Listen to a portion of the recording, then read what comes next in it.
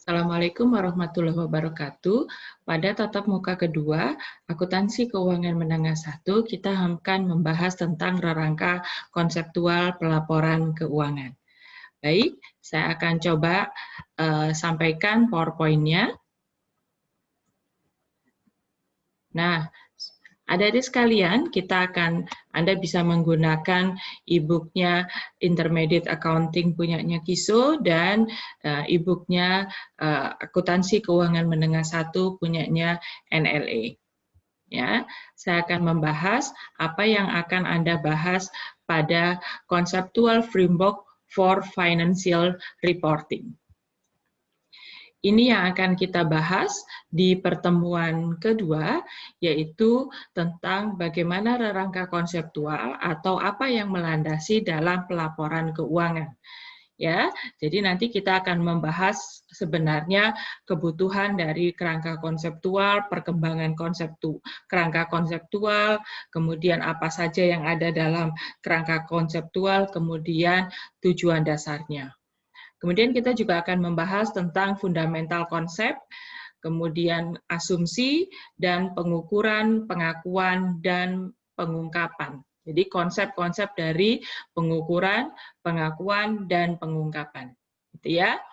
Baik, kita akan belajar tentang konseptual framework atau rangka konseptual, gitu ya. Rangka konseptual itu sebenarnya adalah karena kita itu dalam akuntansi keuangan menengah itu nanti output-nya adalah menghasilkan laporan yang digunakan untuk para pengambil keputusan di luar perusahaan, maka pada dasarnya mereka harus punya pemahaman yang sama tentang konsep atau dasar bagaimana laporan keuangan itu dibangun. Sehingga dibutuhkan satu aturan yang membangun bahwa ketika kita membuat laporan keuangan, semua punya persepsi dan pemahaman yang sama. Nah, kemudian perkembangan dari kerangka konseptual ini ada beberapa chapter yang saat ini sudah dikembangkan oleh Badan Penyusun Standar, gitu ya, konsep-konsep yang mendasari dalam conceptual framework, gitu ya. Nah, ini memang berkembang, gitu ya, seiring dengan perkembangan kebutuhan user atau pengguna laporan keuangan. Nah, kita lihat di sini bahwa secara garis besar konseptual framework itu terdiri dari 3 level. Level pertama adalah tujuan pelaporan keuangan, level kedua adalah karakteristik kualitatif dan elemen dari financial statement, dan level ketiga adalah pengakuan, pengukuran, dan pengungkapan. Ini konsep-konsep tentang pengakuan, pengukuran, dan pengungkapan. Pengakuan, pengukuran, dan pengungkapan. Oke, ini adalah level pertama, ya, level pertama, level kedua, dan level ketiga, ya, dalam ilustrasi conceptual framework. Level pertama tadi kita adalah tujuannya adalah menyediakan informasi tentang pelaporan perusahaan entity yang bermanfaat atau berguna untuk yang dapat menggambarkan kondisi saat ini, gitu ya, kemudian bermanfaat bagi pengguna, potensial investor, kemudian pemberi pinjaman, kreditor, kemudian juga bisa juga pihak-pihak pemerintah. Ya, jadi seperti yang disebutkan, yang membedakan antara akuntansi keuangan dengan akuntansi manajemen, misalkan bahwa tujuan pelaporan akuntansi manajemen untuk pihak internal, tujuan akuntansi keuangan adalah untuk pihak eksternal, sehingga mereka harus punya konsep yang sama. Pada bagian kedua itu terdiri dari karakteristik kualitatif dan elemen.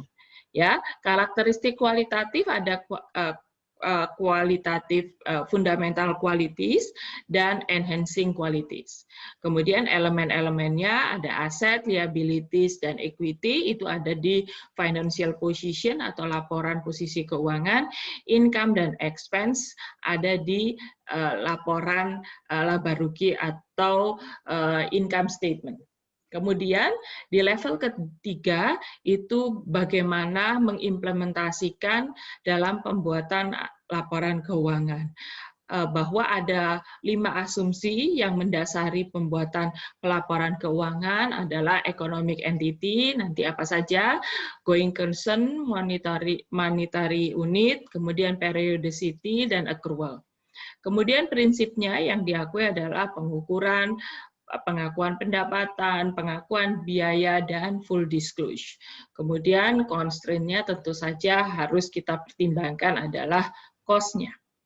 Baik, kita akan membahas. Berikutnya adalah tujuan utama seperti yang tadi saya sebutkan adalah memang untuk agar pengguna informasi itu merasa bermanfaat menggunakan informasi, maka tujuan dari kerangka konseptual ini agar menyediakan informasi yang tentu saja bisa untuk pengambilan keputusan pihak-pihak yang berkepentingan. Kemudian yang berikutnya kita akan membahas tentang kualitatif gitu ya, karakteristik kualitatif. Karakteristik kualitatif itu apa gitu ya? Inilah yang membedakan bahwa informasi itu, jadi Anda sekarang belajar tentang informasi, output dari kita pembuatan pelaporan keuangan itu adalah informasi. Informasi tentu saja harus bermanfaat gitu ya, bisa membedakan. Jadi kalau informasi tidak bermanfaat ya tentu saja tidak bisa digunakan sebagai dasar pengambilan keputusan. Nah, kita lihat karakteristik kualitatif gitu ya. Jadi ada tujuannya gitu ya, memang harus bisa dibuat pengambilan keputusan pihak eksternal gitu ya. Kemudian tentu saja informasi itu harus mempertimbangkan antara cost and benefit. Jadi contohnya adalah begini, jika kita misalkan usahanya usaha kecil gitu ya, misalkan usaha kecil membuat usaha pisang goreng misalkan, dan tapi itu skalanya skala kecil, kita yang modal, kita yang menjalankan usaha, maka kalau kita mengikuti standar akuntansi tentunya cost-nya lebih besar daripada manfaat, karena pengambil keputusannya tidak terlalu besar. Tetapi kalau misalkan perusahaan telkom gitu ya, perusahaan telkom dia mengelola keuangannya secara sederhana atau secara tradisional, cost-nya memang kecil, tapi manfaatnya tidak ada. Karena para pengambil keputusan tidak bisa memperoleh informasi yang cepat, informasi yang tepat waktu, informasi yang akurat, dan sebagainya. Sehingga memang keterbatasan dari pelaporan keuangan semakin kompleks itu akan dibatasi oleh cost. Kemudian juga bahwa tadi saya sampaikan bahwa pengambil keputusan itu harus memperoleh informasi yang bermanfaat. Nah, karakteristik fundamental itu harus adalah relevan dan faithful representation. Ya, relevan itu ya sesuai dengan kondisi, faithful representation itu adalah pengungkapan yang penyajian yang jujur. Nah, di dalam relevan itu nanti Anda bisa belajar bahwa kita akan belajar tentang predictive value. Jadi memang pelaporan keuangan itu adalah pengungkapan atau pelaporan pada informasi yang sudah terjadi di masa lalu. Jadi ketika kita melaporkan, oh pendapatan sekian, itu sebenarnya pendapatan pada periode dari yang lalu sampai dengan kita melaporkan sekarang. Gitu ya. Kemudian biaya pun demikian. Nah, namun informasi itu diharapkan bisa mempunyai nilai prediktif di masa mendatang. Karena para pengambil keputusan itu akan mengambil keputusan yang ada di masa mendatang. Ya, kemudian confirmatory value. Confirmatory value itu adalah bahwa pelaporan yang kita lakukan itu bisa dikonfirmasi, punya nilai konfirmasi. Jadi kalau misalkan kita menyebutkan kas sebesar 1 juta, maka kita bisa mengkonfirmasi 1 juta itu berasal dari transaksi apa saja, sisa dari transaksi apa saja. Uangnya ada gitu ya, kemudian bukti transaksinya ada. Materiality, gitu ya, materiality. Jadi materiality itu adalah keberadaannya. Itu jika tidak ada, itu akan berdampak pada pengambilan keputusan, gitu ya, secara material. Oh, misalkan kalau perusahaan omsetnya itu adalah 3 triliun, gitu ya, omsetnya tidak triliun. Ternyata ada satu transaksi yang keselip, nilainya 100.000, maka itu bisa diabaikan karena nilainya adalah tidak material. Kemudian kita juga ada faithful representation, ya. Faithful representation itu adalah dia pengungkapan yang jujur, ya. Tentu saja transaksi itu harus komplit, kemudian netral, gitu ya, tidak memihak bahwa memang benar adanya bukti transaksi sekian, maka dilaporkan sekian. Kemudian free from error, bebas dari kesalahan. Selain itu ada kualitas tambahan gitu ya, comparability. Comparability itu adalah bisa dibandingkan dalam industri yang sama. Kalau saya ingin berinvestasi, misalkan berinvestasi di Telkomsel atau berinvestasi di Indosat, maka kedua laporan keuangan ini mempunyai nilai yang bisa dibandingkan. Laba yang ada di perusahaan Telkomsel dengan laba yang ada di Indosat itu punya konsep yang sama, sehingga kita bisa membandingkan. Kemudian verifiability itu mengandung arti bahwa yaitu bisa diverifikasi datanya. Kemudian tentu saja timelines. Timelines itu adalah ketepatwaktuan. Ketepatwaktuan itu apa? Bahwa kalau misalkan sekarang saya kasih informasi koran, kemudian setelah saya kasih informasi koran, ternyata korannya yang saya kasih kepada Anda itu adalah koran yang informasi 2 tahun lalu. Tentu saja ini tidak bisa digunakan untuk pengambil keputusan sekarang. Kemudian understandability itu tentu saja bisa untuk dipahami. Ya, kemudian nanti silahkan baca buku NLE maupun bukunya KW tentang apa itu relevan, gitu ya. Dia punya predictive value, gitu ya. Kemudian confirmatory value dan materiality. Itu tadi sudah saya jelaskan, ya. Nah, ini dia konsep relevan, ya. Konsep relevan itu harus bisa untuk pengambilan keputusan yang membedakan bahwa ketika itu tidak relevan, itu dia keputusannya akan berubah. Ya, predictive value tadi sudah saya jelaskan, confirmatory value dan materiality. Ya. Kemudian juga faithful representation. Faithful representation tentu saja dia mengandung komponen complete, netral, dan free from error. Ya, ini sudah saya sampaikan satu persatu. Complete itu apa, netral apa, dan tentu saja informasi harus bebas dari kesalahan. Ya, kemudian ini yang tadi kualitas tambahannya adalah bisa dibandingkan, bisa diverifikasi, kemudian tepat waktu, dan bisa dipahami. Gitu ya. Kemudian basic elemen. Nah, Anda akan belajar nanti selama 1 semester tentang apa itu aset dan komponennya, apa itu liabilitas dan komponennya, kemudian apa itu equity dan komponennya. Di akuntansi keuangan menengah 1 kita akan membahas pada sisi aset. Sedangkan di akuntansi keuangan menengah 2 kita akan belajar pada sisi liability, equity, kemudian income dan expense. Aset, liability, dan equity adalah merupakan komponen di financial position, income dan expense komponen di income statement. Ya, jadi ini nanti exercises-nya silahkan Anda contohnya ini Anda silahkan belajar untuk menentukan apakah Anda paham atau tidak konsep-konsepnya. Ya, jadi tolong dipelajari. Nah, biasanya konsep-konsep ini sering keluar juga di ujian kompetensi akuntansi dasar. Gitu ya, tentang konsep tentang basic konsep. Ya. Nah, nanti kita juga akan belajar tentang pengakuan, pengukuran, dan pengungkapan. Jadi, selalu dalam standar akuntansi kita akan bicara pada 3 hal itu. Recognition, measurement, and disclosure. Jangan lupa Anda tolong juga membuka standar akuntansi yang ada di Indonesia. Selalu tiap pasal atau pernyataan standar itu selalu mengandung konsep ini. Kemudian, dalam hal ini kita juga akan belajar asumsi, prinsip, dan konsep.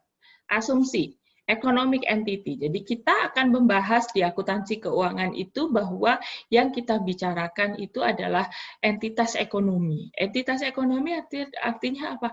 Entitas ekonomi berarti adalah aktivitasnya adalah berdasarkan unit bisnis. Kemudian yang sering keluar dalam soal-soal yang Anda kompetensinya adalah konsep going concern. Going concern itu sebenarnya adalah bahwa perusahaan dimaksudkan untuk didirikan untuk hidup selama-lamanya, keberlangsungan hidup. Jadi tidak berarti, oh saya membangun perusahaan, bangun sekarang, nanti akan saya tutup 10 tahun lagi. Tidak. Ya, going concern itu keberlangsungan hidup atau perusahaan didirikan untuk hidup selama-lamanya. Kemudian monetary unit, ya monetary unit itu bahwa yang kita bicarakan itu basisnya adalah basis moneter, gitu ya, basisnya moneter. Kita tidak, yang kita bicarakan ini bukan entitas yayasan misalkan yang memang konsepnya itu berbeda dengan konsep bisnis, gitu ya. Kemudian juga yang berikutnya adalah kita selalu bicara mengenai laporan keuangan, pelaporan keuangan itu dengan asumsi dia ada periodenya. Contoh misalkan, oh labanya Telkom itu 1T. Loh, kita akan bertanya, laba per kapan? Oh, laba untuk tahun untuk periode yang berakhir 31 Desember tahun 2019 misalkan. Oh, labanya Telkom turun drastis menjadi 200 juta. Oh, itu periode kapan? Ya, jadi contoh juga Anda IP-nya 4. Oh, 4 itu kapan? Oh, tahun akademik 2019-2020. Bisa jadi di tahun sebelumnya Anda lebih tinggi atau lebih rendah. Ya, kemudian kita juga asumsinya adalah bicara pada accrual basis. Accrual basis itu apa? Accrual basis itu adalah transaksi akan kita catat pada saat terjadinya, bukan pada saat kas masuk atau kas keluar. Contoh kita bertransaksi kepada customer kita. Kita menjual barang secara kredit. Pendapatan dari penjualan itu harus kita catat, meskipun nanti customer akan membayar kita itu adalah pada masa yang akan datang. Gitu ya. Nanti silakan Anda pelajari lagi prinsipnya, kemudian tadi asumsi, sekarang prinsip, gitu ya. Prinsip itu tentu saja kita bicara tentang historical cost dan fair value. Ya, historical cost itu adalah kejadian yang di masa lalu, fair value adalah nilai yang sudah diprediksi pada masa sekarang atau nilai pasarnya. Ya, fair value ini muncul ketika kalau historical cost banyak dianut oleh industri yang berkiblat pada standar akuntansi di Amerika, sementara fair value banyak berkiblat pada industri yang kita menganutnya di Eropa. Jadi Indonesia dulu pakai GEP, sekarang sudah pakai IFRS. Ya, kemudian juga pengukuran. Kita belajar tentang prinsip pengukuran. Jadi segala sesuatu itu harus secara bisa kita ukur, ya, bisa kita ukur. Kemudian pengakuan pendapatan, kapan pendapatan itu akan diterima, nanti Anda akan belajar ini pada pertemuan-pertemuan setelahnya, gitu ya. Prinsip dasar untuk accounting, itu ya. Anda sudah di sini ada step 1 mengidentifikasi kontrak dengan customer dan seterusnya. Ya, silahkan nanti dipelajari. Kemudian juga pengakuan biaya, kapan biaya itu akan kita akui, ya, kapan biaya itu akan kita akui. Kita akan belajar. Jadi pada prinsipnya juga kita diharapkan karena ada beda informasi antara pembuat laporan keuangan dan pengambil keputusan, maka diharapkan pembuat laporan keuangan itu harus full disclose, mengungkapkan segala informasi yang diperlukan untuk pengambilan keputusan. Full disclose mengandung konsep bahwa jika itu tidak diungkapkan, maka pengambilan keputusan bisa akan merubah keputusannya. Contoh misalkan, kita membuat perusahaan pertambangan. Nah, kita membuat laporan keuangan perusahaan pertambangan, tapi kita tidak mencatutkan notes the financial statement, catatan atas laporan keuangan, kita tidak mengungkapkan bahwa ternyata kandungan minyak yang kita akan eksplorasi itu sudah habis. Maka kalau itu tidak diungkapkan, para pengambil keputusan investor itu akan merubah informasinya. Nah, itu dianggap pembuat laporan keuangan tidak full disclose. Gitu ya. Nah, demikian sebenarnya bahwa tadi cost constraint itu ya, pembatasan itu berdasarkan biaya, harus mempertimbangkan antara cost dan benefit-nya. Oke, demikian yang bisa saya sampaikan. Silahkan Anda pelajari buku, kemudian latihan soal baik di KW maupun di Kisowegan maupun di NLE.